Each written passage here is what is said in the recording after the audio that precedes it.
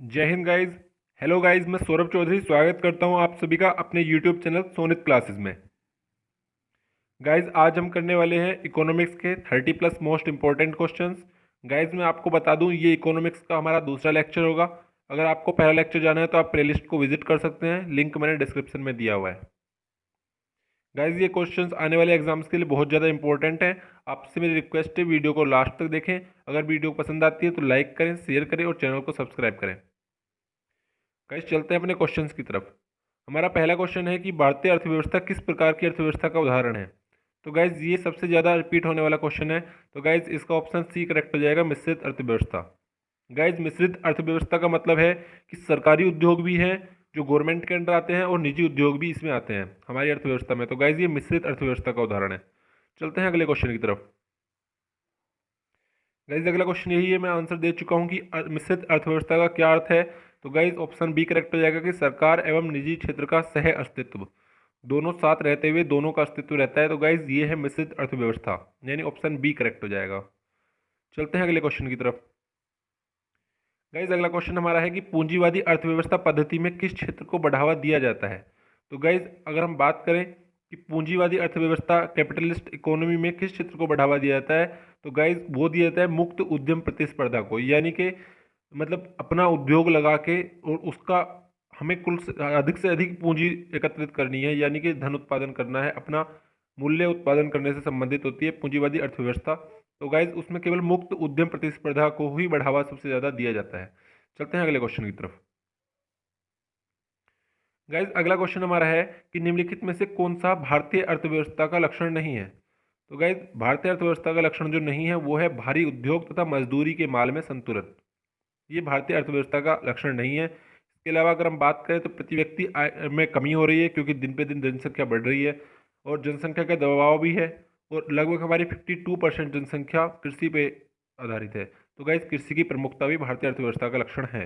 लेकिन option A जो है भारी उद्योग और मजदूरों के माल में संतुलन, ये भारतीय अर्थव्यवस्था का लक्षण नहीं है। चलते हैं अगले क्वेश्चन की तरफ। गाइज अगला क्वेश्चन हमारा है कि महबूब उल हक द्वारा विकसित किया गया सूचकांक कौन सा था। तो गाइज महबूब उल हक जो पाकिस्तान से संबंधित थे, गाइज इन्होंने जो विकसित किया था सूचकांक वो था मानव विकास सूचकांक, जो अभी जारी करता है यूएनडीपी।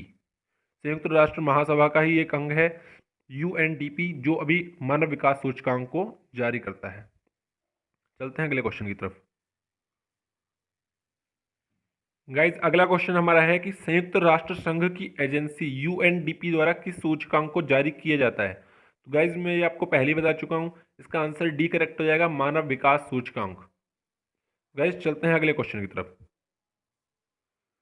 भारत सरकार द्वारा उदारीकरण, वैश्वीकरण और निजीकरण की नीति को कब लागू किया गया। तो गाइज इसे शॉर्ट में बोलते हैं एलपीजी, लिबरलाइजेशन, प्राइवेटाइजेशन और ग्लोबलाइजेशन। गाइज ये 1991 में लागू किया गया था, जब हमारे प्रधानमंत्री नरसिम्हा राव जी थे। गाइज चलते हैं अगले क्वेश्चन की तरफ। अगला क्वेश्चन हमारा है कि प्रत्येक वर्ष भारत का आर्थिक सर्वेक्षण किस संस्थान द्वारा प्रकाशित किया जाता है।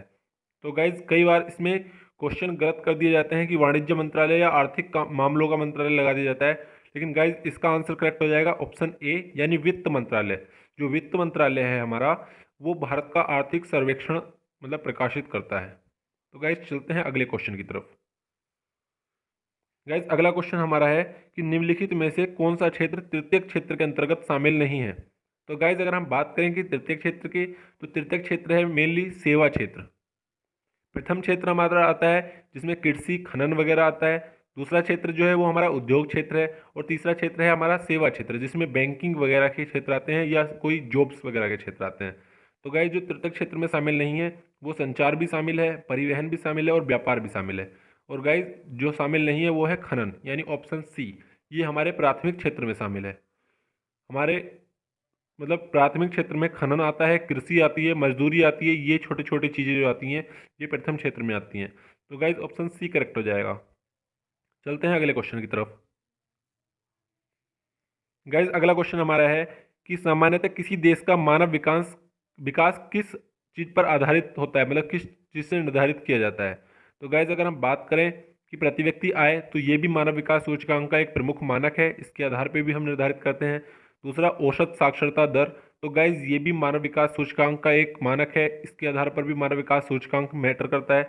अगला है हमारा कि लोगों की स्वास्थ्य स्थिति, तो गाइज ये भी करेक्ट है, यानी ऑप्शन डी करेक्ट हो जाएगा कि ये तीनों ही ऐसे हैं कि इनके आधार पर मानव विकास किसी देश का निर्धारित किया जाता है। तो गाइज चलते हैं अगले क्वेश्चन की तरफ।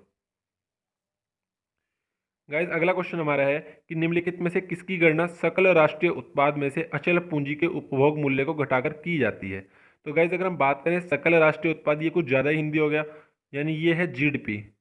जीडीपी में से अगर हम जो हमने मूल्य हमारी पूंजी लगाई है, जो हमारा अमाउंट हमने उसमें इन्वेस्ट किया है, अगर हम उसको घटा दें तो मेरे लिए क्या बचेगा। तो गाइज वो है शुद्ध राष्ट्रीय उत्पाद, यानी कि शुद्ध राष्ट्रीय उत्पाद, ऑप्शन बी करेक्ट हो जाएगा। चलते हैं अगले क्वेश्चन की तरफ। गाइज अगला क्वेश्चन हमारा है कि मूल्य ह्रास किसके बराबर होता है, यानी एक तरह से है ये घाटा, हमारा घाटा किसके बराबर होता है। तो गाइज ये है सकल राष्ट्रीय उत्पाद में से अगर हम निवल राष्ट्रीय उत्पादन को घटाएं तो वो हमारा राष्ट्रीय घाटा गया, मतलब राष्ट्रीय मूल्य घाटा आ जाता है। सकल राष्ट्रीय उत्पाद यानी जीडीपी में से अगर हम निवल राष्ट्रीय उत्पादन को घटा दें, एनडीपी को घटा दें, तो गाइज वो आ जाता है हमारा मूल्य ह्रास या हमारा घाटा। तो ऑप्शन डी करेक्ट हो जाएगा। चलते हैं अगले क्वेश्चन की तरफ।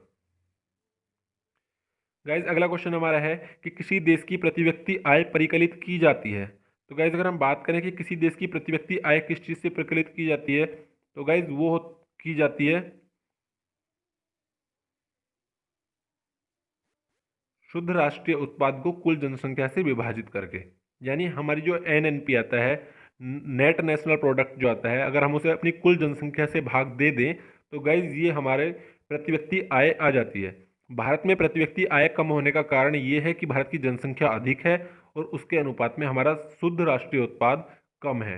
तो गाइज इसीलिए हमारे भारत देश की प्रति व्यक्ति औसत आय कम आती है। चलते हैं अगले क्वेश्चन की तरफ। गाइस अगला क्वेश्चन हमारा है कि ग्रोस नेशनल हैप्पीनेस इंडेक्स किस देश द्वारा जारी किया जाता है। तो गाइस अगर हम बात करें कि ग्रोस नेशनल हैप्पीनेस इंडेक्स, तो गाइस ये जारी किया जाता है भूटान देश के द्वारा। कई बार क्या होता है गाइस, हम देखते हैं कि सिंगापुर जारी करता होगा, सिंगापुर ऑप्शन में लगा देते हैं, लेकिन गाइस ये गलत हो जाएगा। भूटान इसका आंसर राइट है। जो हमारा ग्रोस नेशनल हैप्पीनेस इंडेक्स है ये भूटान देश का ही एक प्रक्रम है। तो गाइज अगर हम बात करें कि भारत कौन से नंबर पर है, 2020 की रिपोर्ट 21 मार्च 2020 की रिपोर्ट के अनुसार भारत 144वें नंबर पे आता है। और गाइज अगर हम बात करें पहले नंबर की, तो फिनलैंड पहले नंबर पे आता है। चलते हैं अगले क्वेश्चन की तरफ। गाइज अगला क्वेश्चन हमारा है कि भारत में किस संस्थान द्वारा राष्ट्रीय आय की गणना की जाती है। तो गाइज भारत में की राष्ट्रीय आय की गणना जो की जाती है वो की जाती है केंद्रीय सांख्यिकी संगठन द्वारा, यानी CSO। गाइज CSO है कलकत्ता में, यानी ऑप्शन ए करेक्ट हो जाएगा कि भारत में किस संस्थान द्वारा राष्ट्रीय आय की गणना की जाती है, केंद्रीय सांख्यिकी संगठन द्वारा, जो कोलकाता में है। चलते हैं अगले क्वेश्चन की तरफ।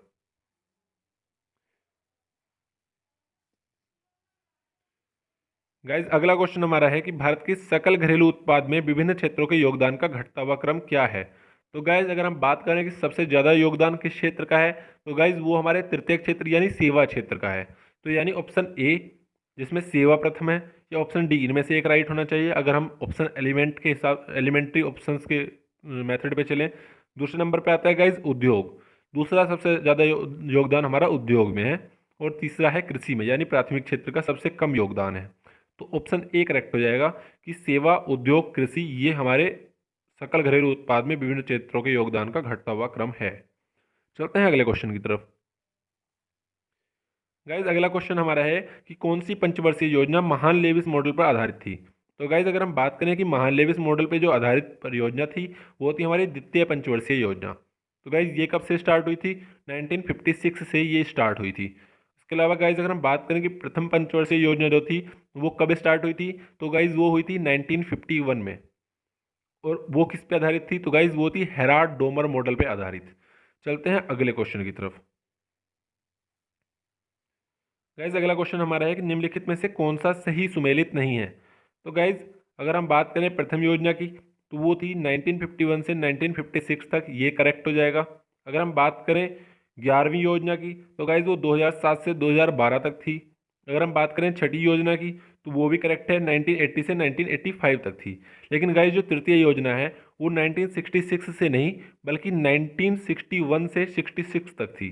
तो गाइस ऑप्शन बी करेक्ट हो जाएगा कि ये जो योजना थी 1961 से 1966 तक थी। तो ऑप्शन बी इसमें सही सुमेलित नहीं है। चलते हैं अगले क्वेश्चन की तरफ। गाइज अगला क्वेश्चन हमारा है कि निम्नलिखित में से पंचवर्षीय योजनाओं का लक्ष्य नहीं है। तो गाइज किसी भी पंचवर्षीय योजना का लक्ष्य उस देश की को में स्थिरता लाना होता है, असमानता उत्पन्न करना नहीं होता है। तो गाइज इसका ऑप्शन सही सीधा करेक्ट लगा देना है, असमानता, यानी ऑप्शन सी कि किसी भी पंचवर्षीय योजना का लक्ष्य असमानता नहीं हो सकता है। चलते हैं अगले क्वेश्चन की तरफ। गाइज अगला क्वेश्चन हमारा है कि संरचनात्मक बेरोजगारी का मुख्य कारण क्या है। तो गाइज संरचनात्मक बेरोजगारी का मुख्य कारण है भारी उद्योग की अभिनति, यानी भारी उद्योग में कमी होती जो जा रही है वो संरचनात्मक बेरोजगारी का मुख्य कारण बनता जा रहा है। चलते हैं अगले क्वेश्चन की तरफ। गाइज अगला क्वेश्चन हमारा है कि भारत में बेरोजगारी बढ़ने का मुख्य कारण क्या है। तो गाइज अगर हम बात करें कि भारत में बेरोजगारी बढ़ने का मुख्य कारण जो है वो है जनसंख्या में तीव्र वृद्धि। गाइज कोई भी देश कम जनसंख्या में मतलब अपने लोगों को अच्छे से रोजगार उत्पन्न करा सकता है, लेकिन जब जनसंख्या अधिक होती है तो वो किसी भी देश के लिए रोजगार उत्पन्न कराना इतना आसान नहीं होता है। तो गाइज जनसंख्या में तीव्र वृद्धि जो है वो भारत में बेरोजगारी बढ़ने का मुख्य कारण है।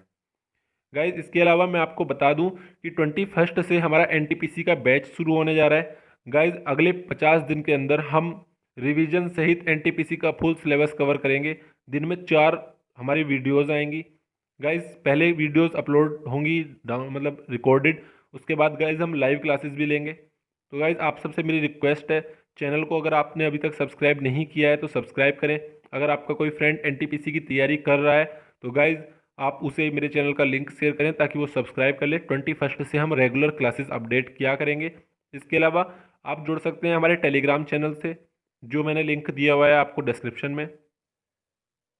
गाइज इसके अलावा मैं आपको फेसबुक ग्रुप का लिंक अपने डिस्क्रिप्शन में डाल दूंगा और फेसबुक पे पेज भी है सोनित कंपटीशन विद सोनित नाम से, आप जाके ज्वाइन कर सकते हैं, लिंक डिस्क्रिप्शन में। गाइज अगला क्वेश्चन हमारा है कि प्रच्छन्न बेरोजगारी का परिणाम क्या होता है। तो गाइज प्रच्छन्न बेरोजगारी का जो परिणाम होता है वो होता है अनुत्पादक कर्मचारियों की संख्या में वृद्धि, यानी ऑप्शन बी करेक्ट हो जाएगा कि प्रच्छन्न बेरोजगारी का परिणाम अनुत्पादक कर्मचारियों की संख्या में वृद्धि होता है। चलते हैं अगले क्वेश्चन की तरफ। अगला क्वेश्चन हमारा है कि भारत में अमीरी गरीबी के बीच के अंतर को समाप्त करने हेतु महात्मा गांधी ने क्या सुझाव दिया था। तो गाइज महात्मा गांधी ने जो सुझाव दिया था वो था न्यास धारिता के सिद्धांत पर आधारित। गाइज कई बार एक क्वेश्चन आ जाता है कि महात्मा गांधी का अर्थव्यवस्था से संबंधित सिद्धांत किस चीज पर आधारित था, और ऑप्शन में दिया होता है न्यास पर आधारित। तो गाइज न्यास जहाँ शब्द है वो महात्मा गांधी से संबंधित है। तो गाइज ऑप्शन सी करेक्ट हो जाएगा। चलते हैं अगले क्वेश्चन की तरफ। गाइज अगला क्वेश्चन हमारा है कि भूरी क्रांति किस क्षेत्र से संबंधित है। तो गाइज अगर हम बात करें भूरी क्रांति की तो वो है खाद्य प्रसंस्करण एवं शीतल पेय उद्योगों के विकास से, यानी ऑप्शन सी कि गाइज दरअसल भूरी क्रांति उर्वरकों से संबंधित है और खाद्य प्रसंस्करण वगैरह का जो क्षेत्र है ये उर्वरकों के ही अंडर आता है। तो गाइज ऑप्शन सी करेक्ट हो जाएगा कि खाद्य प्रसंस्करण एवं शीतल पेय उद्योगों के विकास से संबंधित है भूरी क्रांति। चलते हैं अगले क्वेश्चन की तरफ। गाइज अगला क्वेश्चन हमारा है कि एक वर्ष के दौरान किसी खेत में एक से अधिक फसल को उत्पन्न करने को क्या कहा जाता है। तो गाइज अगर हम बात करें कि एक वर्ष के दौरान किसी खेत में से एक से अधिक फसल को उत्पन्न करने को कहा जाता है बहुशस्यो उत्पादन, यानी ऑप्शन ए। गाइज इससे अगला हमारा क्वेश्चन है कि कृषि और ग्रामीण विकास हेतु ऋण कौन प्रदान करता है। तो गाइज इसका ऑप्शन करेक्ट हो जाएगा नाबार्ड, यानी नाबार्ड जो है वो कृषि और ग्रामीण विकास हेतु ऋण प्रदान करता है। चलते हैं अगले क्वेश्चन की तरफ। गाइज अगला क्वेश्चन हमारा है कि निम्नलिखित सूची में से जैविक खेती की एक विशेषता कौन सी नहीं है। तो गाइज जैविक खेती की विशेषताओं की अगर हम बात करें तो जैविक खेती आधारित है कम ऊर्जा उपभोग पर, रासायनिक उर्वरकों और कीटनाशकों के प्रयोग नहीं होता है जैविक खेती में, और गाइज सूक्ष्म जीवों को बनाए रखने के लिए और भविष्य में प्रयोग करने के लिए मृदा को पोषित किया जाता है जैविक खेती के अंतर्गत। तो गाइज संश्लिष्ट उर्वरकों का प्रयोग जैविक खेती की विशेषता में नहीं आता है, यानी ऑप्शन ए करेक्ट हो जाएगा। चलते हैं अगले क्वेश्चन की तरफ। गाइज अगला क्वेश्चन हमारा है कि भारतीय कृषि का यंत्रीकरण होने में मुख्य बाधा क्या है। तो गाइज भारतीय कृषि के यंत्रीकरण होने में जो मुख्य बाधा है वो है जोत क्षेत्र का छोटा होना, यानी ऑप्शन ए। गाइज क्योंकि लोगों के पास ज्योत क्षेत्र उनका कम है, इस वजह से यंत्रों का उपयोग कम करके वो पेशीय बल का उपयोग अधिकतर करते हैं, यानी ऑप्शन ए करेक्ट हो जाएगा। चलते हैं अगले क्वेश्चन की तरफ। गाइज अगला क्वेश्चन हमारा है कि भारत में अधिक उपज के लिए एनपीके का अनुपात क्या है। तो गाइज भारत के अगर प्रत्येक राज्य के हिसाब से देखें तो सबके लिए अनुपात अलग अलग है, लेकिन अगर हम औसत अनुपात निकालते हैं तो गाइज वो है 4:2:1, यानी ऑप्शन डी। गाइज अगला क्वेश्चन हमारा है कि निम्नलिखित में से कौन सा सुमेलित नहीं है। तो गाइज जो इसमें सुमेलित नहीं है वो है बाल्को कोरबा, ये सुमेलित नहीं है। इसके अलावा नालको भदोही में है, हिंडाल्को रेणुकूट में है और इंडाल्को हीराकुंड में है। चलते हैं अगले क्वेश्चन की तरफ। अगला क्वेश्चन हमारा है कि भारत का कौन सा उद्योग पूंजी प्रधान उद्योग है। तो गाइज अगर हम बात करते हैं इस्पात उद्योग की, तो इसके लिए बहुत अधिक पूंजी की मात्रा की आवश्यकता होती है, यानी ऑप्शन सी करेक्ट हो जाएगा कि उस इस्पात उद्योग जो है वो पूंजी प्रधान उद्योग है। तो गाइज आज के ये थे 30+ मोस्ट इंपॉर्टेंट क्वेश्चंस। ऐसे ही क्वेश्चंस के लिए आप हमसे जुड़े रहें। इसके अलावा गाइज एनटीपीसी का बैच हम शुरुआत से स्टार्ट करने वाले हैं, जिसमें हम सारे सब्जेक्ट्स को बेसिक से लेके बेस्ट तक कवर करने वाले हैं। आप सबसे रिक्वेस्ट है, अगर आपने चैनल को सब्सक्राइब नहीं किया है तो चैनल को सब्सक्राइब करें, प्लेलिस्ट को विजिट करें और अपने फ्रेंड्स को शेयर करें ताकि वो लोग सब्सक्राइब कर सकें। टाइम टेबल एनटीपीसी क्लासेस का जल्दी ही जारी कर दिया जाएगा, जिस टाइम पे वीडियोस अपलोड हुआ करेंगी। इसके अलावा गाइज आप जुड़ सकते हैं टेलीग्राम चैनल से, या फिर मेरे फेसबुक ग्रुप से, या फिर मेरे फेसबुक पेज से। लिंक मैंने डिस्क्रिप्शन में दिया हुआ है। आज की वीडियो देखने के लिए धन्यवाद। आपका दिन शुभ रहे।